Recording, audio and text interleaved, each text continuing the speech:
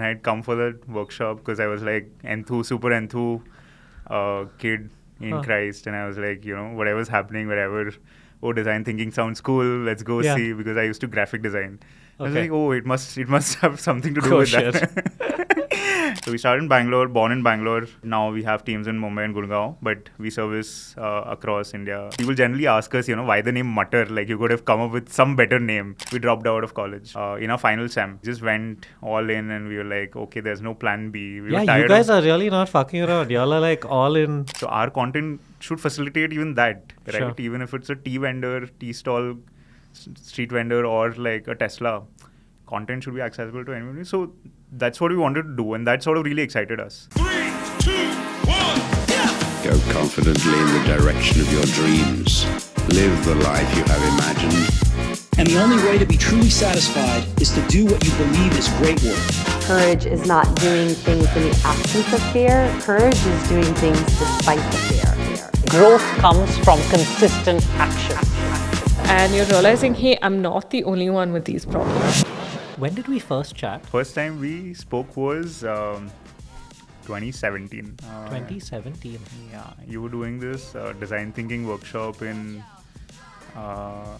I see. I told you wouldn't remember. 2017. So. But where was this? Online or no, somewhere? This was in person. Somewhere in Kormangala. It was Springboard or... Oh, Commune Co-works. Yeah, Commune Co-works. Yeah. I was a first year undergrad student and I'd come for that workshop because I was like super enthu kid in Christ. And I was like, whatever's happening, wherever, design thinking sounds cool, let's go see, because I used to graphic design. I was like, it must have something to do with that. And you were significantly disappointed when you No, I was actually amazed. So I sat through the session, and then, it was insane. And then I was like, this dude is insane. That was my peak. No, man, you're killing it. I was like, this dude sounds like he knows a lot of things. Yeah, that's my superpower. Sounding like I know what I'm saying. But that was insane. I was really I was aspiring ki, someday, this is intellectual stuff that I'd like to get into, and the kind of people I'd like to know. And right, those circles. And sort of be around them, and so that happened. I looked at you in that light. Wow, man, you just made my year, right? In like December of the year, you've now made my year. Thank you. Oh, that's really It's a pleasure. And then when we got to work, and then we sort of... Then you realized, wait. No, that image became even better, let's say. Welcome to the BYOB Podcast. Thanks so much for making it. I'm glad. Really excited. I know Divyam can't join us today, but you've got an incredible co-founder who I had the pleasure of meeting a couple of years ago as well. But since it's just you on the hot seat, let's make it a very hot seat. Super. Can you start by giving us your 60-second or under business pitch for MatarMedia? We are Bangalore's, we like to call ourselves Bangalore's most wanted content company. We essentially make content for brands. Specializing in video, photo, animation content. We make that happen. We sort of do this regardless of budgets, timelines, and regardless of like what clients want, right? As long as you don't want a video on the moon, we make it happen. And that's been our DNA from the beginning. And we do this with the help of like 1,000+ specialized creator networks spread across the country. So we started in Bangalore, born in Bangalore, but now we have teams in Mumbai and Gurgaon, but we service across India. And that's about it. Yeah, that's fantastic. And I think I love the most wanted. I think it's nice that it's factually true. It's like manifesting what you wanted to happen, and it's happening. So that's pretty cool. And having worked with you guys, I know that the flexibility piece you talk about is really rooted in your DNA, because I remember chewing all of your brains out by saying, give me the 96 options of the way to work together. And you guys actually came back with the 96 options with all of the variations depending on timelines, cost, etc., which I think is pretty incredible. I'm sure that DNA of service leads to some business challenges as well, which we'll get into at some point. But I think let's start at the very beginning.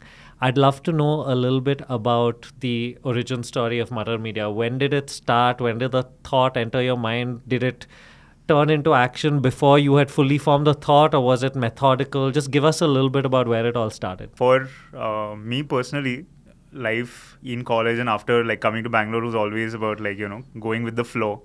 And we just, I think we wanted to, so Matar also happened. People generally ask us, why the name Matar? Like you could have come up with some better name. And though that might not be on your list of questions, but things sort of happened. We were building something else before this. It was like trying to organize the street vending community, brand them, increase the revenues, franchise businesses to street vendors. Oh, wow. Cool. Okay. Brands to street vendors, and sort of make that happen. And to bootstrap that, we needed money. So we were like, I used to freelance. I used to do photography gigs here and there in college. And then Divyam used to do video gigs. So he had video equipment, I had photo equipment, but I had tripods, flashes, lights, and sound, and he had camera gimbals. And then to bootstrap that piece, the street vending piece, we needed money. We didn't want to ask parents, and we were like, Divyam, let's freelance. And like, so that's how, so Matar earlier was like street vending, organizing street vending community. And then we sort of started doing this to get funds to run that. And then that is when Divyam also joined. And then I was like, okay, let's do MatarMedia with Divyam. And then there's Matar Streetopreneurs with like 2 other guys. And then we were doing this, and I was like jumping both places. And then, and then that sort of picked up really well because there was too much financial chaos here and there. So we were like, let's hire a CA. And that CA was like, I've stopped doing CA. Chartered accountancy, but like I run these education events, and then we're looking for a media team. Would you like come on board? Nice. And then that's where we met our first client, and then first big client when we knew that okay, this is something that could work. Sure. And yeah, that's how it started, and then we never looked back. And then to execute that project, there was such a big commitment. We dropped out of college in our final sem. Wow. And we just went all in, and we were like, okay, there's no plan B. We yeah, were tired you guys are really not fucking around. Y'all are like all in right from dropping out of college. Yeah. Wow. And so is Matar Streetpreneurs happening? So when MatarMedia started working and then we dropped out, life got serious. We were like, oh, now we don't have a degree. It took a lot of fight with parents to like make that happen, though they were very understanding and sort of they wanted us to like, dads especially were happy when they got to know we are saving 6 months of our life by starting early. Moms didn't know for a while, but then we had put that strong of a fight, and then we were all in, and now we had to like stick to fundamentals of profit, and that doesn't come by like 1 or 2 hours of like winging it. That requires like hardcore like effort to go into like building something from scratch, and something that we had no idea of what we were getting into, and we were like so clueless about it, and we just jumped in. Life got serious pretty soon after dropping out, and then we were like, okay, we can't live in the fairy dreamland. Sure. And we need to like focus on one thing. You can't run 2 things at the same time. And these are 2 very different things. So then we saw more validation in MatarMedia. We saw a lot more impact that we were able to bring. And we thought we could make it big, even for making content for brands, right? So the vision from day one was that content shouldn't be a high access service that, a Nike or a Puma could sell crores of rupees and get the best ads made. We used to eat at this place called Taste of North, and that was like a very small, let's say, homemade couple making homemade food for like students in Christ in the streets of SG Palya somewhere. And then we were like, these guys are not able to like tell the world about the amazing food that they make. So our content should facilitate even that, right? Sure. Even if it's a tea vendor, tea stall, street vendor, or like a Tesla, content should be accessible to anybody. So that's what we wanted to do, and that sort of really excited us. But we've tried to like in the process take a lot of people who come to us with, hey, I don't have budgets, but I really want to do this, and we see like good entrepreneurs trying to solve insane, amazing problems out there, and our heart just like pops out, and we're like, let us like help them out, and let us like. Let me dig a little bit deeper into that. Sometimes I guess tension that you've got to manage, which is you want to create impact through content with anyone who needs it. You also want to run a bootstrapped business that requires profit to be reinvested. You want to get a great team together, I'm sure, creators together, make sure that they achieve financial freedom through you. How does all of this work together? And how do you manage that? Like, do you always pick one? Does it feel like you have to choose one? Do you have like a portfolio of clients which is for the heart and portfolio, which is for the money? How do you manage that tension across those three different areas? You bringing me out of my dream world. Yeah, you said you want to touch reality, right? So Yeah. now we're in reality. This is the biggest dilemma that our teams have faced from day one till today. Like, our creative teams want to do projects that get them like open their creative wings and like go all out at it. But from an impact lens, we want to help people, even if their budget's like 15,000, 10,000. We want to help them like build their content, because somewhere or the other there is that one student who wants to learn photography, and he would do that project for 2,000, 3,000 rupees, Right. and then we're like, if the clients also like at that stage, the students also at that stage, why can't we make that happen? Sure. Like, there's demand and there's supply, we can make it happen. So might as well facilitate that, because of the kind of the ecosystem that we are trying to build and what we've built. Gotcha. So this dilemma has always been there. I think our team, we have some strong people who take different sides. So this fight happens within the team between people, right? Sure. Where I'm more probably biased towards entrepreneurs and clients, and hence handling business and that side of the equation, and then there's Divyam's more focused on the team that we've put together, an internal team, and their well-being, and so he I count Fights on for him them. Yeah. for that, and then we have our the rest of the creative side of the team is like all for the art and all for the creators. So we fight amongst each other. We sometimes even get in meetings and like punch each other and like get out, but we know we are fighting for the right That's what you reasons. need to make content on, by the way. You need like cameras in your meetings if you're punching each other. Yeah, we do that. We get into extreme like fights, but we always know that we are fighting for the right reason. And it's more like a marketplace. There's demand, there's supply, and we in the middle. So there's like a push and pull both places, and that's a dilemma that all marketplaces I think go through. Yeah. And more so because we're a service business, managed marketplace. There's a lot of people issues that sort of pop up because everybody is sort of solving for different audiences. So we have to manage that, but it's a chicken and egg problem, I guess. Yeah. You can't solve for one and like others will get solved automatically. You have to solve in all directions. Yeah, all at the same time. So I think the unique mix of a team and the core, the leaders of the team, and them all being focused on like one direction, and then bridging that gap between us sort of keeps the business like in all directions, but at the same time together. Okay. Like we don't fall back. That makes all the sense in the world, right? So if I've got it right, you've got strong people fighting for strong causes that might be pulling in different directions, and then you figure it out together. Yeah, seems to be pretty logical and reasonable. Yeah. And how big is the team now? Because I know you'll have a core team, and then you also have this creator network that you've sort of built out, which is, by the way, really, really smart. But what is the strength of the core team right now? Core team, somewhere around 30 folks full time. Okay, nice. And we have a creator network of roughly 1,000 plus artists, creative professionals across the country. So these are photographers, filmmakers, videographers, editors, animators, Excuse me. scriptwriters, makeup artists, light dadas, costume designers, actors, whatnot. Nice. They're across the country, and at least roughly I think around 30 to 40 of them depend solely on us for their Income. monthly Yeah. income. So that's also been our goal. We want to like see our video editors sort of getting out of an Audi.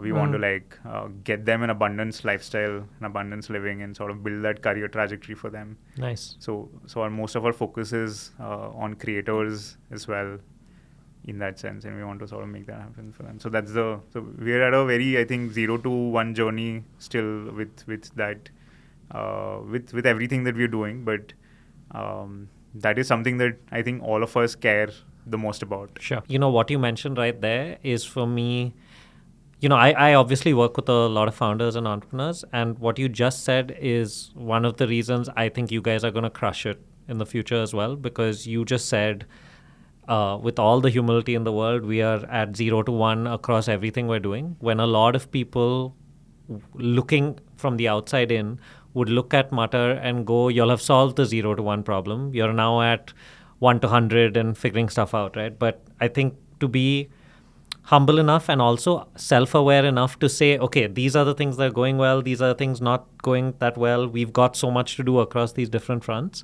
And that hunger, learning, still being alive, I personally think you guys are going to absolutely fucking crush it, like beyond what y'all are doing right now. So firstly, congrats.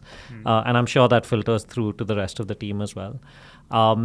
In that spirit of crushing it, I'd love for you to share a little bit about, all of the amazing things that are happening. What are one or two things that stand out for you and you go to as a, validation of, yes, it was a good call to drop out of college, 6 months early? Were there like one or two moments that made you feel like, yeah, we made the right call? What stands out for you so far? Work-wise, that was this year when like a lot of our, I think most of our like really big wins in the journey happened this year.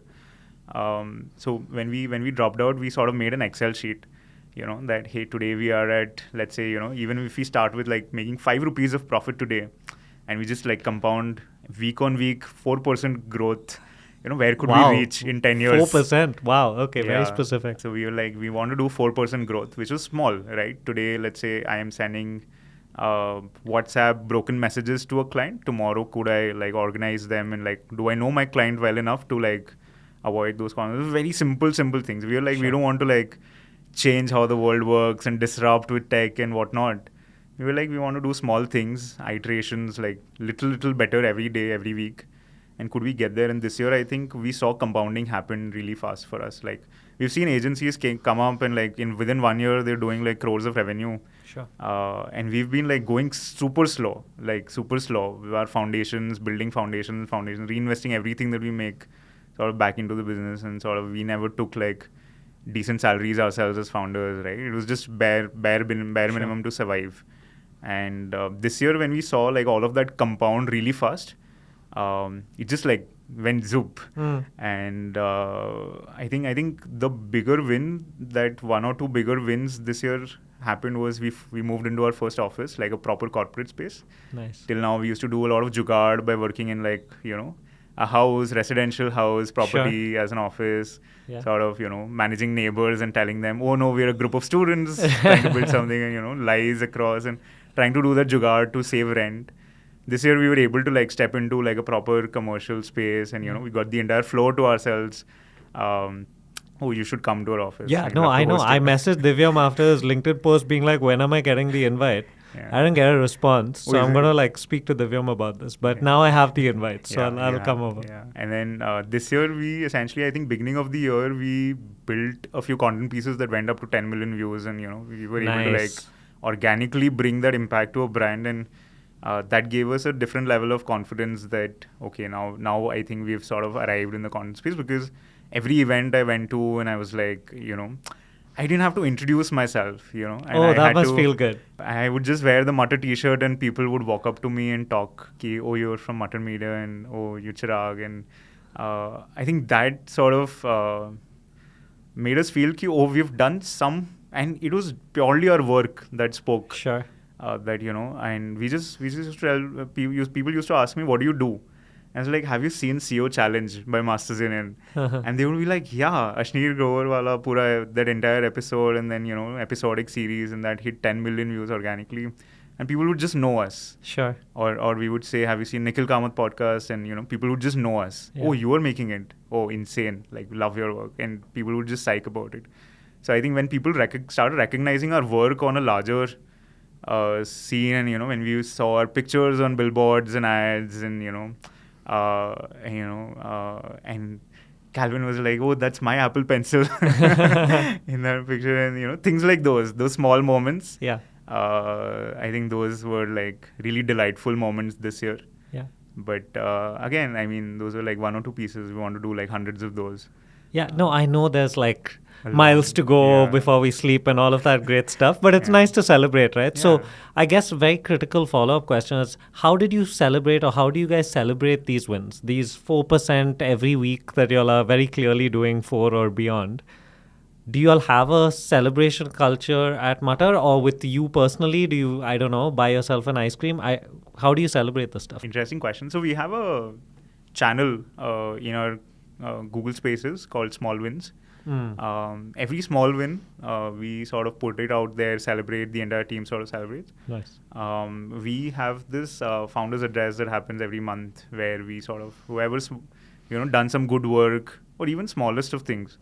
I think we celebrate like even someone sort of, let's say, for a very long time, we were not able to like set up our memory wall. It was stuck at a place, and then, Akshay did that in like a day, and, even those things are celebrated.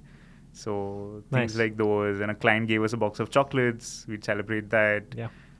So those are things that we celebrate, but again, nothing that we've done like tangible enough to celebrate it. So yeah, I think but that's I a mean, good. I think what you're saying though is that there might not be this big grand celebration ritual, but celebration is already part of your DNA, normal way of operating, which I think is possibly far more important, I think, than the other thing, right? So that's pretty cool.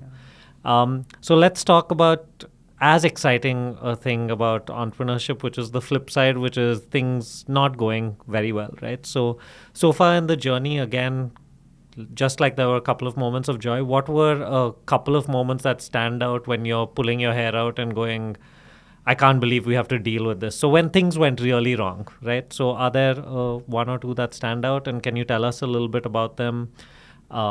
What you learned from them, what the experience was like for you personally as well. This year, I think especially when Divyam, my co-founder, he sort of met with an accident. Yeah. I think that was like a major upturn for us. We were like, this year's goals, targets, everything, put them aside. Yeah. And, all of that is not worth anything if Divyam sort of, he has to be back in the game. And he's that kind of person, he can't like sit idle anywhere. He would always, wants to work, and he would want to go all out. And he's always there. He has a tattoo set that says "Do more" on his hand. So he can't sit idle. And for good 4 months, and he was like on the bed and sort of recovering. Yeah, I think that has that's been so like tough. I used to count on Divyam for so many things, right? He takes care of all the ops and the people side, the business, and then him not being able to like be at his best and do that for a brief period, especially when he was in the hospital, and then it was a serious accident, so he had to like take that break. And I remember like knowing the kind of person he is, I immediately flew to Gurgaon. That's where the mishap happened. Sure. And then I took his phone, and within settings I went and like disabled data for WhatsApp or disabled internet for WhatsApp, so that his WhatsApp doesn't work for like at least a few days, and then he's not like stressing about work already. And I had to do that, and like consciously we took that call between Divyam and I, okay, this year let's just like slow down. Yeah. Let's not hit our goals. This year we had ambitious plans to like go all out with things. A lot of opportunities came our way as well. But again, like then we had to like make do with whatever we had. So we tried to Did do you have that. to say no to a bunch of stuff because of this, or? Didn't really say no to a lot of stuff, but we obviously weren't able to deliver on a few big projects and big brands the way we should have. Okay. Because there was like we never expected like Divyam being such a strong force in the team and business, and he'd have to like take a step back. Yeah. So we never planned for that, and then we put a lot of plans for this year forward to next year, and then a lot of things came to us, but then left. Sure. So a lot of big projects, big clients came to us, but then we couldn't deliver to that level, and they left. But so that was a big low point for the entire team, and we started realizing that how do we like. And it was like, when clients like leave, it sort of hurts. It hurts more than a breakup sometimes. Yeah. And we had to like figure things from there. And Divyam was up and running again. Like he was on his hospital bed, but he was like, let me figure this, let me figure that. Yeah. And we were like, bhai, chill. Just like calm down. So is he back in action full on now, or? Mentally, yes. Okay. Mentally, he's been like taking care. He started like working as soon as he could like get a laptop in front of him. He started doing that. But we consciously like again gave him like a few important things that only he could figure Right. like to his table, and then everything else we tried to like figure ourselves. He comes to office like a few times a week here and there, but he has to still do his hospital rounds and whatnot. I think that cycles, like he is so tired of like, that's not ending. It was supposed to end like 2 months back, and then it's still going on, and then they're still going on. So he's a little bummed about that.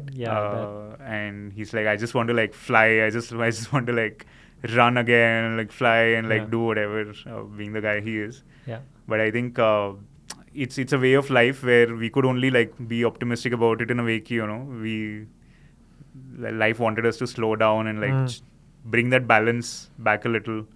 And then next year probably, we'll make it. We'll do all the things that we had planned, and probably better, and with a lot more wisdom that we have assembled this year. And I mean, the compounding that you talk about doesn't stop, right? So it's only going to get more powerful with time. So I think the most important thing, like obviously y'all recognize, is Divyam also being fully fit and firing and ready to take advantage of everything, right?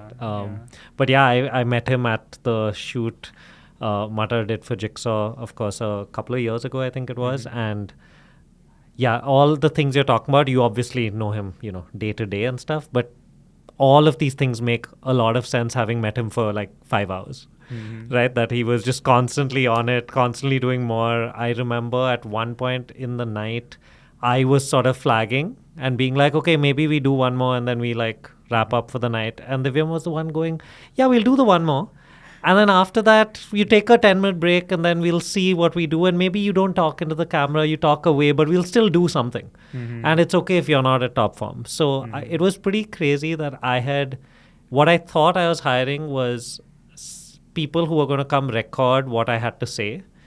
I didn't realize I was going to get with Divyam like a director come producer being like, no, to the actor being like, get on it, get the energy, motivating me through the night. So I see I'm sure he brings that energy to the table to the team. So that must have been very hard I'm guessing for the team also to not have that energy around them for a while. So they were that's like, pretty tough. Now we have to deal with just Chirag. That's the worst part of the whole thing. I was like, damn, Divyam's not going to balance this out. We talked about this obviously being something tough to deal with. I want to understand from a business perspective, what's the number one challenge on your mind right now that you feel that you need to sort of contend with?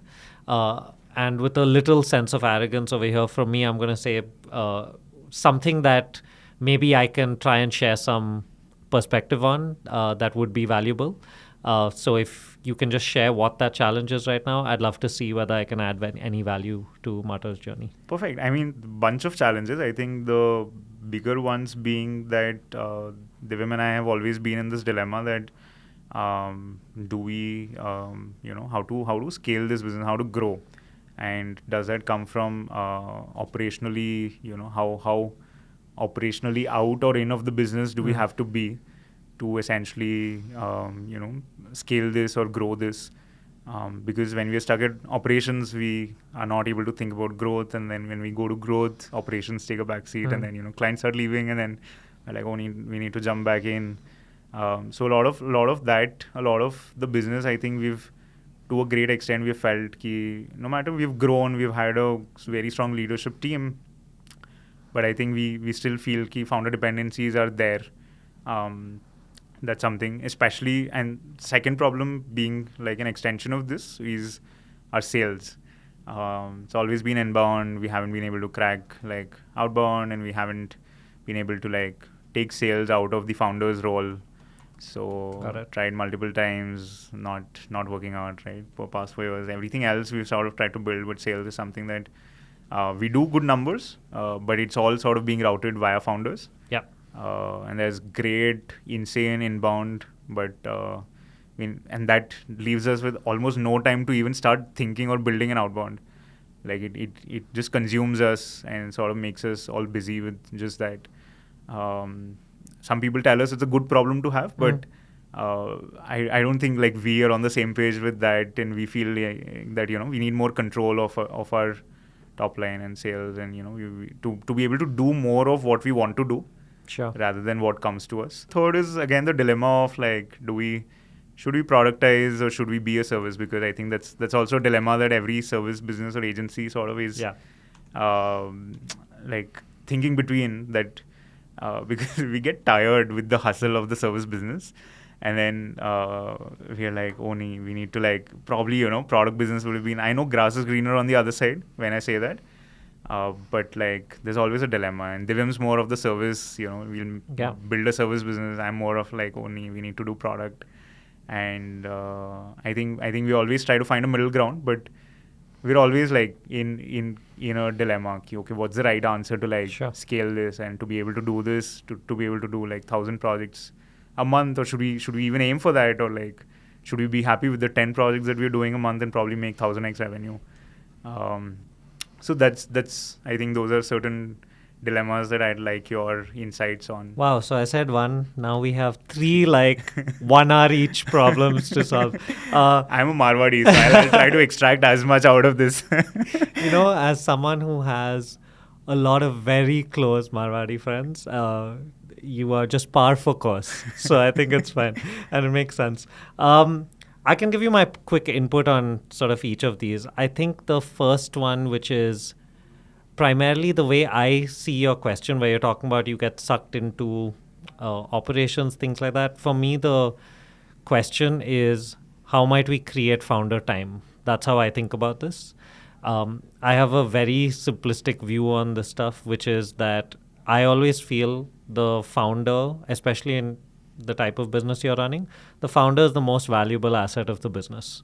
So the number one job is actually to nurture the number one asset, because that's where you get exponential value. So number one, it is a very important problem to solve, how to create founder time, because the more time and energy you have to focus, and Divyam has, the more likely the business is to scale, right? The less time and energy you have and the less you're taking care of, the less it's going to scale. So to me, it's a very simple, it is causation, not just correlation, right? It sort of fits one to the other. So that's number one, how to reframe it as how might we create more founder time. And I always feel like within that, the question should be, how might we spend 80% of our time in our sweet spot? And the sweet spot is stuff that's good for the business, stuff that gives you energy, and stuff that you are uniquely positioned to do. And 80% of your time should be going in that. If you are spending less than 80% of your time in that beautiful Venn diagram, where everything's in the middle, then scale becomes very hard, because you're not spending time on the stuff you're uniquely positioned to do. So one of the things I remember is, with Jigsaw, I feel like I am very good at curating a month. Like, I think I realize what a founder needs, what the community needs, and I can build that month, that journey for them. And it gives me so much energy to do it. But the fact is, I'm not uniquely positioned to do it. There are other members in the community and members of the team who can do the same thing. I would like to say in my head 8 out of 10, but they are at like 12 out of 10, right? They can do it better. So as soon as I am able to mentally plug out of that, and give another person an opportunity, firstly, better things happen. Secondly, it's more time for me to, get into my sweet spot. So I think that's the way I would think about it. And so real progress, like you pointed out, it happens week on week. So the question is, 4 out of 5 days, are you in your sweet spot? And normally, a founder who thinks they're doing well on this is 1 out of 5 days in their sweet spot and feeling really good about that one day. But the real challenge is, in a month from now, can you be 1.5 days? And after that, can you be 2 days? And sort of 2.5 days, right? So that's the way I would think about it. Because when you get this founder time, it allows you to do what I call buy a lottery ticket, which is, as a founder, when you have time, energy, silly ideas come into your mind, and you are good enough to take a silly idea, test it out really quickly, see whether it's a useful idea, and sort of run with it. And that's where explosive growth can come from, you testing out those ideas. But it's impossible if you're stuck in your systems. You're not going to even think about these crazy things, right? Because your mind is sort of too cluttered. So that's how I would think about the first sort of challenge, which is all about founder time. And the number one goal is, how much time am I spending in that Venn diagram now? And how do I 2x it in a month? and just keep getting to the 4 or 5 days. That's sort of where I would start. And that could be a shared objective maybe of yours. Maybe map out what your sweet spots are and then figure out how to get there. I have a follow-up there. Sometimes that would mean you have to let go of certain things that could be important for the business. Yeah. For example, let's say I don't like doing sales. I would like to build products, and probably let's say Divyam also doesn't like doing that. Yeah. And we might, jump out of that and trying to like optimize that. Maybe not at all, but like it takes us away from the sales mindset, and then we would probably jump back. That sort of creates a lot of friction there. And we've tried to like build teams to do sales, but again, it's always come back to the founders. Back to you guys. So yeah. How do we like let go of certain things that are important? So with Divyam and I, we have this understanding that sometimes the most boring things that are the most important things. Yeah. And that you have to do that, especially being founders. You have to like your teams you can have to complain. be the one to run through the brick wall. Yeah. So your teams can complain, but you can't, right? Yeah. You have to do whatever, regardless of things that you like or not. Yeah. For the business, for growing that. How to navigate through that as well. Firstly, if it's important for the business, it would still be part of that Venn diagram, right? Because the first criteria of that Venn diagram is it important for the business? Does it give you energy? And are you uniquely positioned? So if it's important for the business, it still potentially forms a part of what it is. So I wouldn't say you have to give up on it. The way I would approach this is, let's say something is important for the business, you're uniquely positioned, but doesn't give you energy. Let's say sales comes into that, okay, as a thought experiment. My very next step would be to say, okay, if it's something that I am not, it doesn't give me energy, and I'm uniquely positioned to do, that means my number one challenge that I'll take on for next month is I will run experiments around how do I make sure that other people can take this on before I can give it up. So my first business coach used to call this, and it has many names now, but he used to call this a subtraction list, which was every month or quarter he would take on and say, okay, let's look at the sweet spot. Let's see what I'm doing that needs to be subtracted from what I'm doing right now. And that means I've got a quarter to figure out how to get out of subtract it. So I would wager that if you have tried to do this before but it hasn't worked, then it is unlikely that trying to subtract it is a bad idea. But perhaps your idea on how to subtract it, or the way you executed it, or the people who were involved wasn't great. And that's when it's really hard, right? Because as a founder, you have to admit at some point that, I didn't figure out the best way to sort of solve this, because it's not the idea you tried. You might have just not executed it in the best way sort of possible. Does that give you a little bit of fair. Sort of I think that's what's been happening with us as well. Sometimes it's the wrong person, sometimes it's the wrong time, sometimes we get the right person, but we didn't spend enough time with them. There's so many things, and I think we've made those mistakes over the past 4 years, and we're still in the process of figuring out. We still have like five more experiments to run to figure that. And it is so, I will say from experience, it is so frustrating. Because it feels like you're banging your head against a wall, because you're like, I have tried this like 1 time, 2 times, 8 times, 12 times. But the fact is that if it's on that subtraction list and it's going to get you to 4 out of 5, you just keep going till you figure that out so that you can subtract it, right? Because that's the sort of project. So it's really hard. Keeps looking at you in the eye and...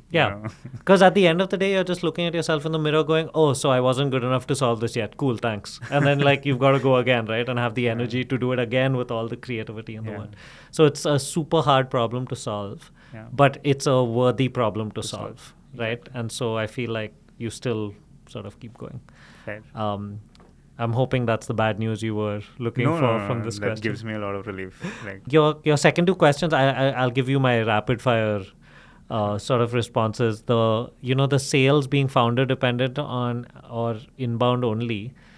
I feel like maybe the way to think about it is I would create a laundry list of what are 10 alternatives to, and just get a bunch of ideas. It can be 10, it can be 50, they can all be terrible ideas, but I would put all of those down.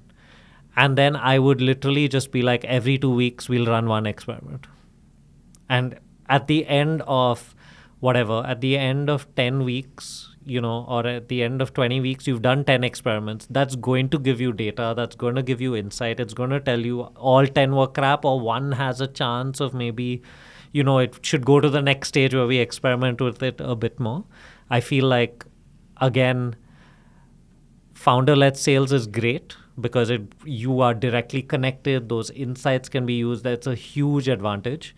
It is a good problem to have, but it's a problem. Yeah. Right? I think that's sort of really important. Right. And founder-led sales also means that, let's say, for whatever reason, personally, you're not having a great month, it's going to directly impact the business. And that's really hard. And the pressure is on you to always be on fire for the business to be on fire. So it's a lot of pressure that also comes with it, I'm sure. So yeah, I would just take like one experiment every week or two, test them out, see which works, and sort of go back sort of to it. Because it is something you've got to make sure can be beyond you and you're the bonus, right? Like where the sales come in as opposed to where it comes in. Otherwise, income's going to be like a roller coaster basically, which is hard. Okay. And the third one, service only product business.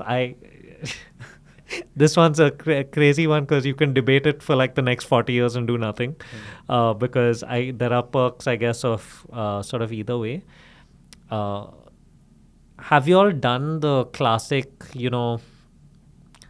mission, 10 years, 5 years, where do you guys want to be? Have you all done that stuff? Yes. And what aligns the most with that? A middle ground between both. So I think maybe, it's tough. I feel like having these big fabulous goals are important because they give you alignment. The other thing is adding a layer of founder goals. So what do you guys personally want to achieve in your lives and seeing whether that gives you a little bit of direction as well. The third thing which we helped another sort of 25-30% business do is we did a little, how in school we had all the subjects and then we had extracurricular activity. And so what we did is we got one of the teams within this company to volunteer to be part of the extracurricular activity. What is the extracurricular activity? It is to build a different version of the business, a product version of the business. You are essentially being incubated at the company. Your objective is in 12 months, it should be successful enough to spin off into another company. If it is, huge return for you guys, upside, because you all are founding members of a new company, right? So you get that sort of upside. If not, great. We put the resources as an extracurricular activity. We got evidence that it doesn't work. So maybe what would be interesting is because you guys are a core service, what would be interesting is to set up this type of thing for product, give it 12 months, 6 months, 3 months, whatever you want to, put like a milestone of this signals, if it's going well or not. And you decide I'm allowed to, give 4 hours a week, 2 hours a week, whatever it is to that as the person leading it because you want it to succeed, right? Based on what you told me with you and Divyam. So maybe that could be an interesting sort of model. It would also get energy behind it and you'll give it your best shot. So you won't be like wondering if, when, etc. You try it out. Yeah. I think most of my answers I realize are just like, oh, you want to do it, experiment, find out, move. Like that's I think that's basically the answer to life. Yeah. So most of these answers actually, when I think about it, are pretty simple. Yeah, Right? It's just what is the experiment? Can we actually give it a real shot? And then it'll tell us. Exactly. Right? So exactly. yeah, maybe that's a fun experiment you want to run. And I think it next gives year. a lot of relief as well that, hey, it's not rocket science. It's the simple things, simple experiments that you have to run and validate things as you grow. Yeah. So I think agency businesses, because of the nature of these being very non-VC money fundable in a way, it keeps your head around, the most tangible, real metrics of the business, Correct. which is profits and like revenue and the only way to crack that is making these experiments, right? Yeah. So I think it, though it easier said, but I think it keeps you hooked on to just those. It keeps your focus very narrow on those pieces, and then I think that's the only way to like figure things, grow. Just simple small experiments on a daily basis. Yeah. And A/B test everything.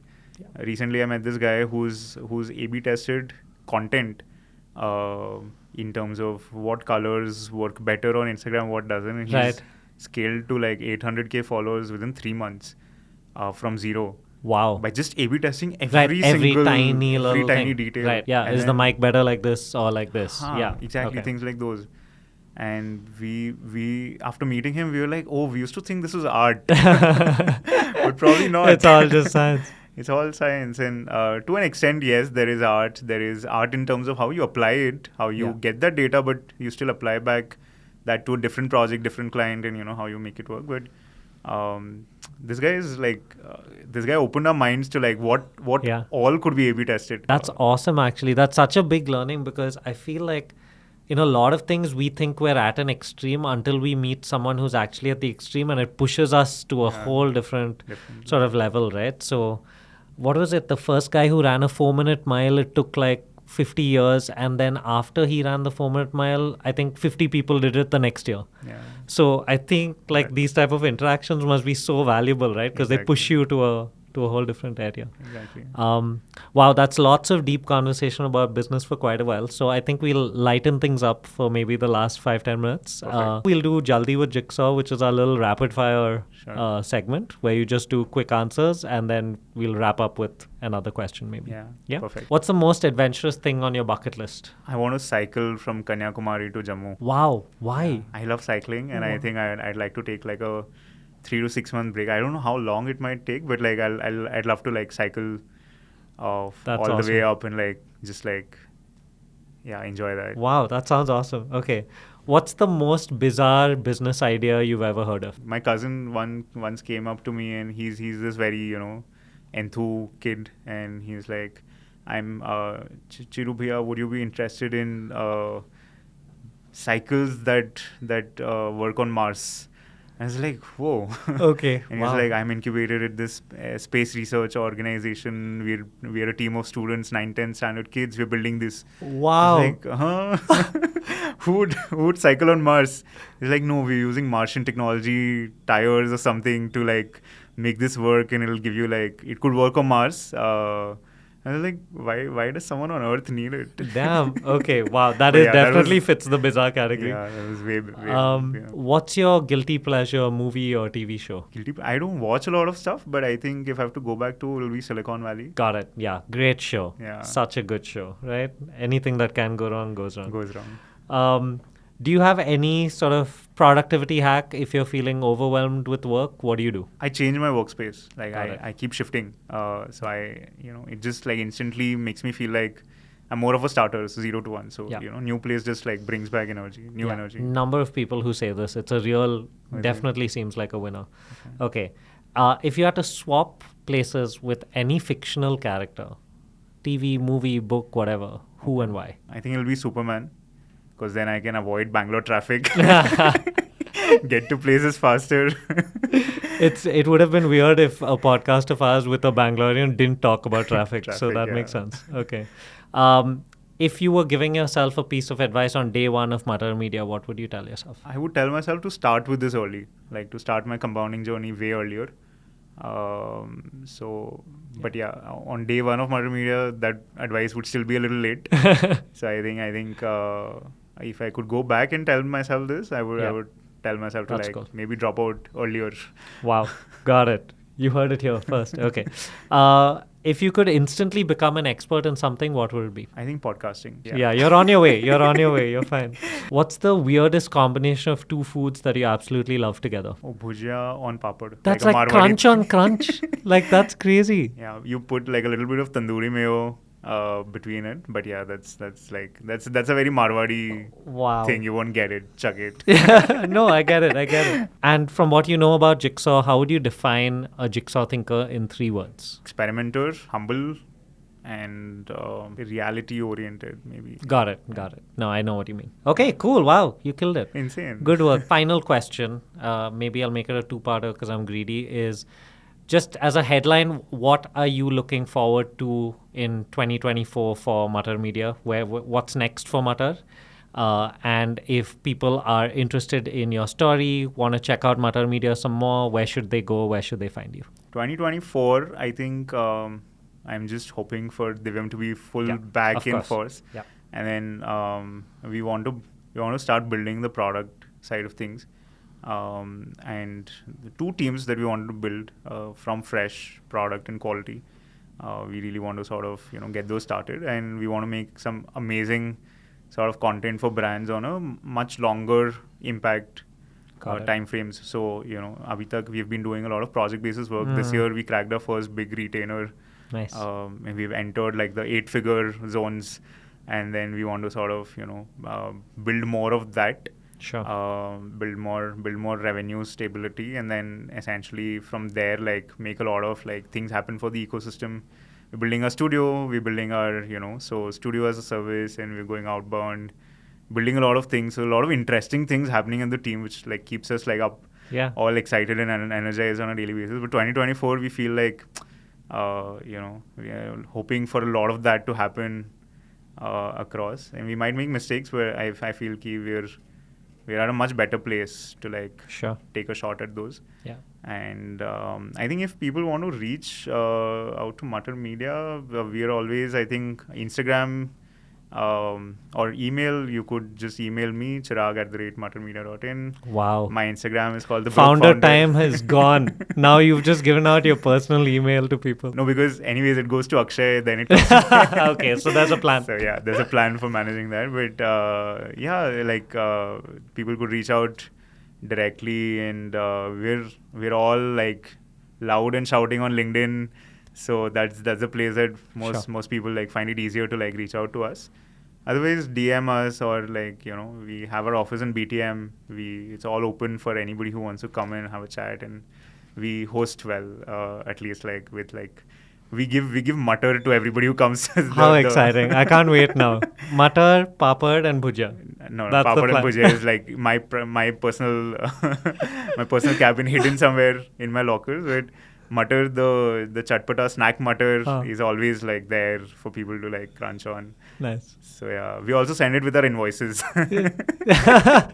That's such a great experience for people. Yeah. Oh, nice. Yeah, cool. So yeah, Cool. Thanks so much, Chirag. I'm really glad we got an opportunity to catch up, connect. And like I said at the top, I love what you guys are doing at Matar. And I think you all are doing it if there is a right way, it feels like you all are doing it the right way. So that's really exciting. So all the best. I'm glad it looks like that on the outside. Yeah, good LinkedIn's content been team. working. Cool. But yeah. Thanks so much, Chirag. So I hope you enjoyed this podcast. We're Jigsaw Thinking, home of the self-starters. If you're interested in being your own boss, head to jigsawthinking.com or drop us a DM at Jigsaw Thinking on Instagram.